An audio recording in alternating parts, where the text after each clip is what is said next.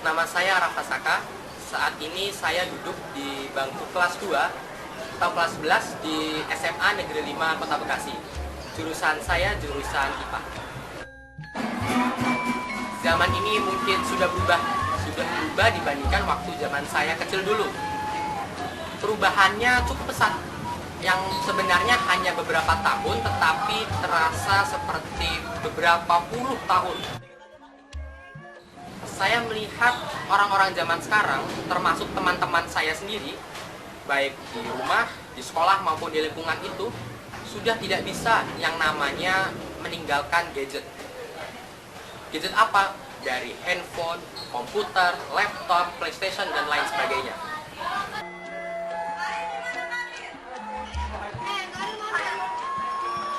Nah, kalau ditanya alasannya apa sih sampai nggak bisa meninggalkan yang namanya gadget itu?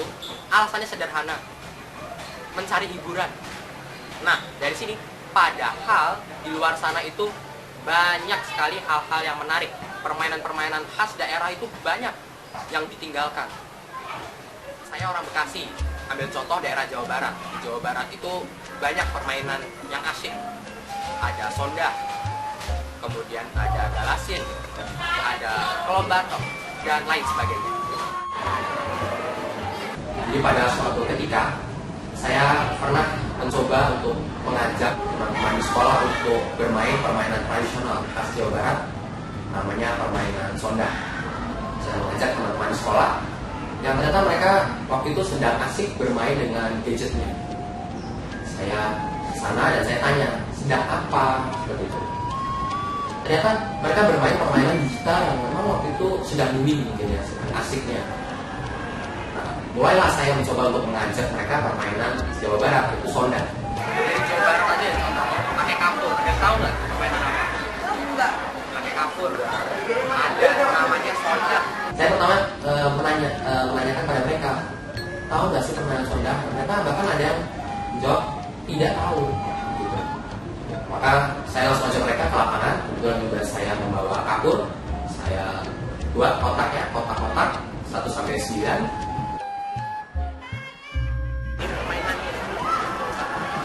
Dan mereka ternyata antusias. Mereka cukup antusias dengan permainan khas Jawa Barat ini. Bertanya bagaimana, caranya bagaimana, peraturannya apa, dan segala macam. Mulai bermain dengan pom-pimpa.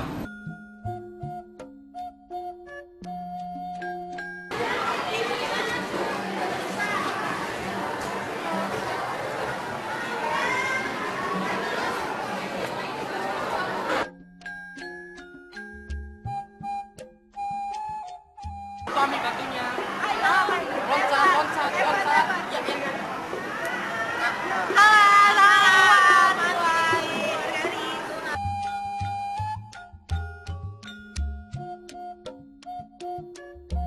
Waktu coba itu, ya ini lucunya sampai ada yang jatuh, ada yang meleset, ada yang kena garisnya. Itu cukup menyenangkan, mereka bergembira dan sampai lupa waktu.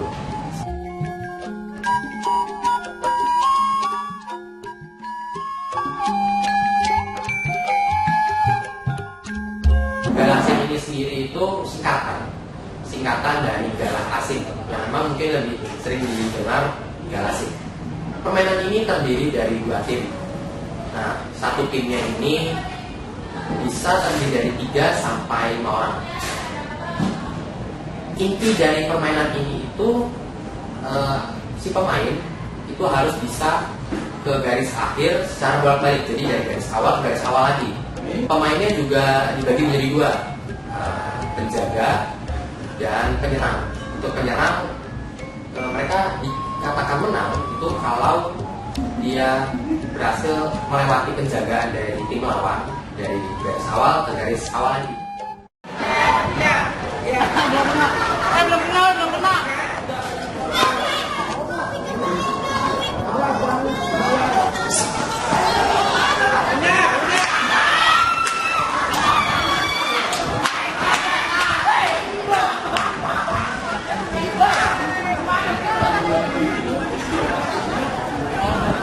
Kalau bagian penjaganya itu dinyatakan menang kalau mereka berhasil menyentuh pemain penyerang dari tim lawan, jadi disentuh. Nah itu berarti mereka berhasil mengerjakan tugas mereka. Permainan ini itu ganti-gantian, jadi penyerang dengan penjaga itu bisa bergonta-ganti polanya. Permainan ini cukup asik dan ada manfaatnya. Manfaatnya cukup banyak. Kerja sama tim bisa didapatkan dari permainan ini. Kemudian penyusun strategi.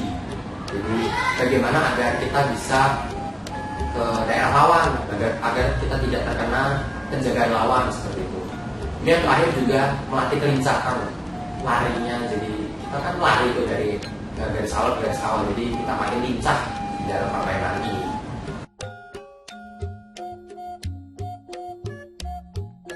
Ajak teman saya di sekolah untuk bermain permainan khas Jawa Barat yang lain. Itu permainan kelom batok. Kelom batok ini permainan dari batok kelapa pakai tali gitu. Jadi nanti diinjak permainannya. Saya ajak teman-teman saya di sekolah. Mereka pengen tahu, coba dong seperti itu. Oke, saya tunjukin. Jadi sebenarnya kunci dari permainan itu hanyalah keseimbangan antara tubuh kita dengan kaki kita, karena itu kan kita jalannya sambil ngangkat talinya juga. Jadi keseimbangan diperlukan di sini. Nah, kemudian serunya bagaimana sih permainan ini selain jalan gitu? Permainan ini juga bisa dilakukan lomba. Jadi misalnya lomba lari dari ujung ke ujung. Lari misalnya 2 atau 3 orang itu pakai lomba-lombanya, mereka lomba lari. Nah itu waktu saya coba itu ada yang sampai jatuh, yang pleset segala macam.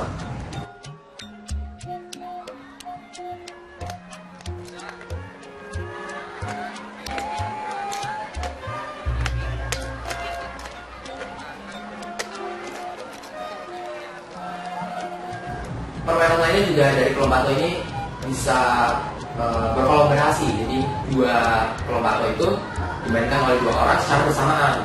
Itu kerjasama dapat juga, selain keseimbangan, kerjasama juga dapat dilatih di sini.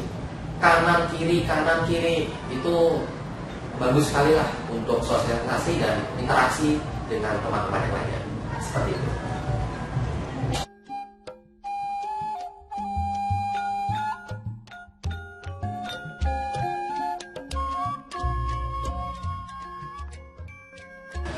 Jadi bermainlah sepuas-puasnya di luar sana. Bermainlah segembira-gembiranya di luar sana.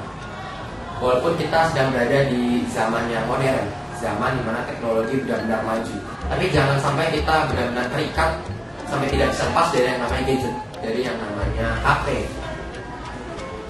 Ya, karena mau bagaimanapun kita itu adalah makhluk sosial, makhluk yang membutuhkan satu sama lain. Kita harus berinteraksi dengan yang lainnya.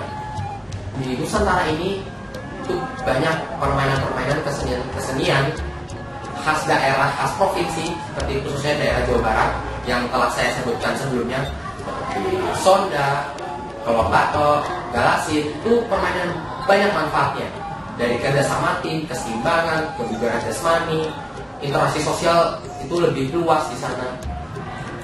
Kita harus bisa melestarikan. Ya, ini gimana ya? Menurut saya minimal bisa mengenal, ya minimal mengenal agar orang dari daerah lain itu juga mengenal daerah kita.